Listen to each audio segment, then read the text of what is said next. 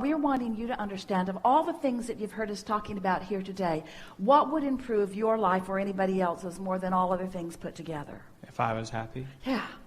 So, yeah.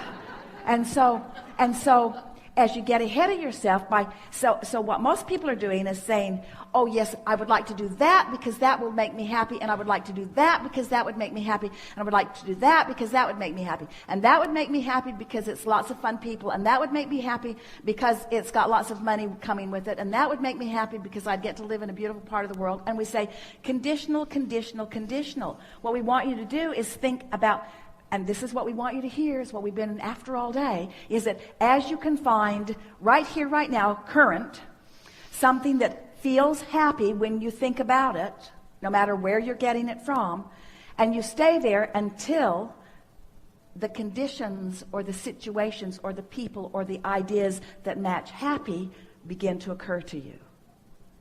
You see what we're getting at? It's flipping the whole thing. It's doing it. It's counterintuitive to what you've been practicing. Because what you've been practicing says, I'll find the condition that I believe will make me happy, and then I'll find a route to that condition that makes me happy. And we say, but you got to understand that you're the point of attraction to which all things are flowing. So if you can find something, anything to think about or observe or live that makes you happy, and you can maintain that for a little while, other things that make you happy will flow into your experience, and they will be in the form of the work that you want and the money you want. And why is that? Because all of those components are in your vortex. You didn't only just put happy in your vortex, you put lots of money in there too. You put lots of freedom. You put the ability to be and do and have anything that you want. You put the ability to make your own decisions. You put the ability to set your own time. You put the ability to set up your own calendar. You put the ability to really be free. You put the ability to make a difference in people's lives. You put the ability to have other people that resonate with you flow to you. In other words, you put that and more than we have time to talk about in your vortex, and it's already all in there. And what's the access key for you? How do you spend that vibrational currency? By trying to find some condition that you can make yourself believe that you can line up with, or by just finding the core of the reason that you want all of those things and practice it as much as you can until you own it, and then follow the inspiration to that desire, which is to be happy, that will, we promise you, fill in. Does that make sense to you? I'm a little blown away. In some cases it... That was heavy.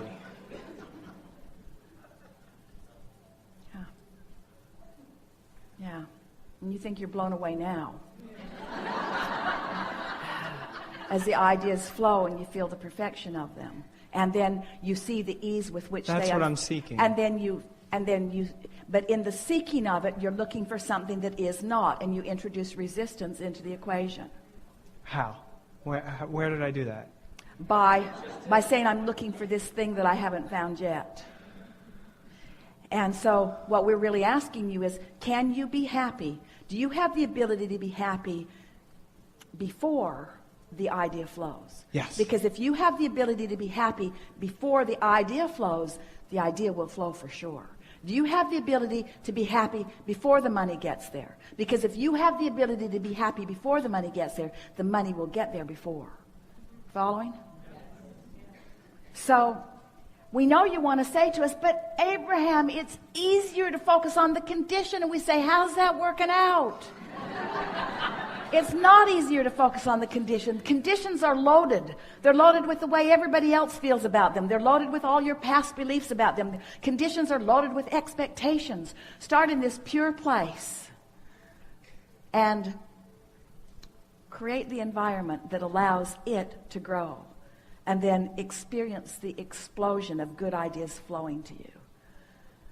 And say regularly, I had a desire and it was general, but boy, is it evolving into something that's more and more specific. And the more specific a general desire that has no resistance becomes, the more exhilarating it will be.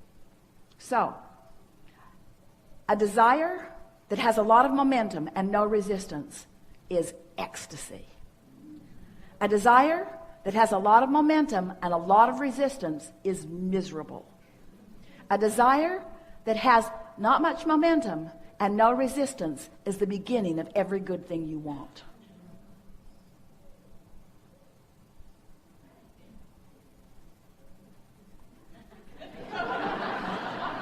And a conditionally programmed world. So they say, what are you looking for in life? Happy? Oh yeah. Yeah, what else? That's it. Happy. Fun. Oh yeah, happy and fun. Because fun makes me happy. And happy is fun. Yeah, fun and happy. Fun and happy. And fun and happy. Fun and happy. Fun and happy and clarity. Fun and happy and clarity. Because clarity makes me happy, and clarity is fun. Fun and happy and clarity. And power. Because fun is happy, and happy is fun, and clarity is power, and fun and happy, and clarity, and rich. And rich. And rich. And healthy. In other words, once you're there in a stable way, you can add anything and everything else to the list, and it will show itself to you in full measure. But you got to start from the basics, and you got to give up the conditional approach to life that you have been practicing, because the conditional approach is introducing resistance into your experience that is unnecessary. I'm going to have to download this. Our ploy is working. I have one more thing that is completely separate, but how can I tap into Abraham and this message that comes through you? Get happy. Get happy. Yeah. I want it. Well, you're clearly on the trail of it. Your desire is clear, and your allowing was strong enough to get you in the chair. And so in this moment, in this current moment, the resistance is non-existent. And so it's seeking this state of being, it's seeking this feeling. Really what it amounts to is not making such a big deal out of things, and not trying so hard to justify, and sort of taking everyone else out of the equation, and just developing a relationship between you and your source, and letting that be the primary thing that you're reaching for. And to understand that the source within you is happy, and that when you feel happy, that alignment is happening. And when you're yearning for something, that's different. Yearning is different than happy. Yearning is an active vibration in opposition to what I'm reaching for. So it's not trying so hard. It's being easier about it. It's looking for the evidence of it that's all around you all the time. It's acknowledging when you are in alignment, and reveling in that alignment, and talking about that alignment when you are there, and keeping the momentum of that alignment going longer, and consciously acknowledging that it is happening, and staying there until you're fully appreciated, and until you just feel obnoxiously invincible. In other words, when you tune into this and practice it and allow it and own it, and can get there easily, and start there every morning, and get further and further into your day with it, then all of the easier it gets, the easier it gets. Because at first it's a little awkward, but you get better and better at it. And the better you get at it, the more evidence that flows. And the more evidence that flows, the easier it is to be good at it.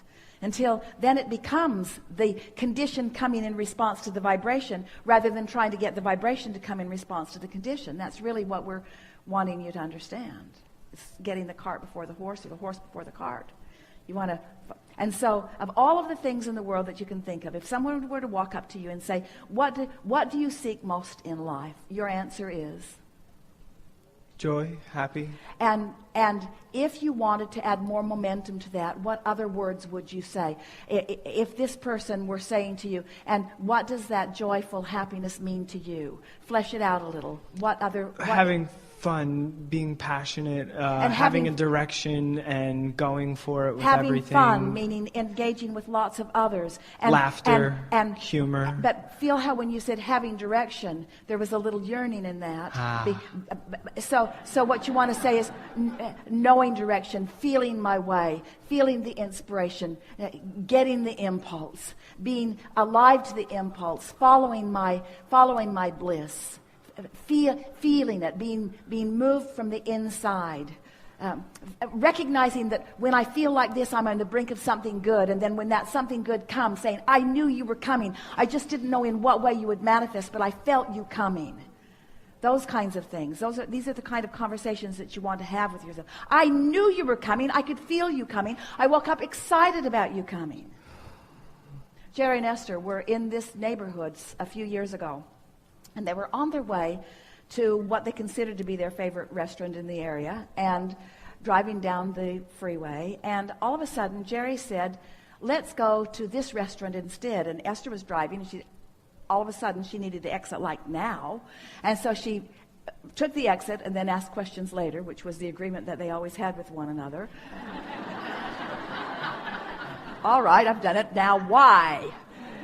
I don't know. I just feel like we should go. I just feel like I'd like to eat here. But they have that great salad we like over there.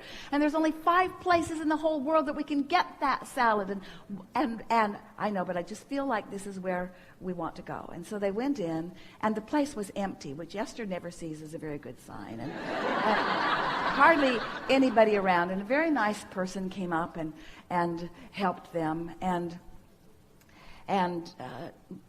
talked to them briefly. And Jerry was always wanting to know people. He wanted to know who she was and where she was from and just a little bit about her. And then Jerry reached into Esther's purse where there was the envelope where, even though they beg you not to buy anything with cash, you always do. So there's always an envelope with a considered amount of money in it left at the end of the seminar, and it was in Esther's purse. And Jerry just reached for it and just handed it to the girl and said, this is for you. And she said, well, thank you very much. And she went into the kitchen, and they literally heard dishes break as the little girl had opened her package to see what was there. And she came back in to where they were, and she said to them, you know, I woke up this morning, and the first thought I had was something really, really good is going to happen to me today. Something really good is going to happen to me today. And Esther said, well,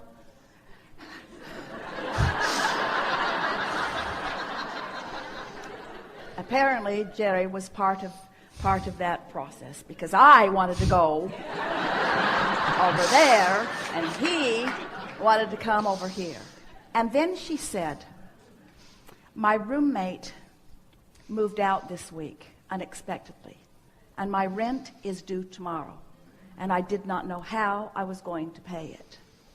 And Jerry said, if you had told us that story first, we wouldn't have given this to you. Because the more she tried to justify the gift that she had received, the more her energy became contradicted from the purity that it was. When she had awakened that morning and said, something really good is going to come to me today, you see. And so you are in co-creative harmony with people all over the planet. And there are people who are ready for you, and you are ready for them. And when you are deliberately readying yourself, doing it on purpose, and then you are wise enough to follow the feeling of that, before you know it, you're just rendezvousing. Esther loves playing with her little kids, her little grandchildren, because they know something that most of the big people that Esther plays with have forgotten. They know that it's always supposed to be fun. Not just a little fun now and then not fun, and then a little more fun and then not fun. Always fun. Always fun no matter what. Always fun. Fun and then more fun and then more fun and then more fun and then some more fun and then more fun and then more fun and then some more fun and then more fun and then more fun. And sometimes it's fun to even think about the fun that we're going to have while we're having the fun that we're having right now. There's no point to ever get into a fun lag. There's no reason to ever get into a fun lag, because they are young enough to still see that the universe will continue to deliver to them one thing after another, after another, after another, after another. But if you've been living some conditional life, then the universe is giving you this not fun, and this a little more fun, and this not fun, and this not fun, and this a little more fun. You're having a sort of jerky ride. It's supposed to be fun, clarity, fun, fulfillment, fun, satisfaction, fun, interesting, fun. Good feeling. Yeah. Good enough.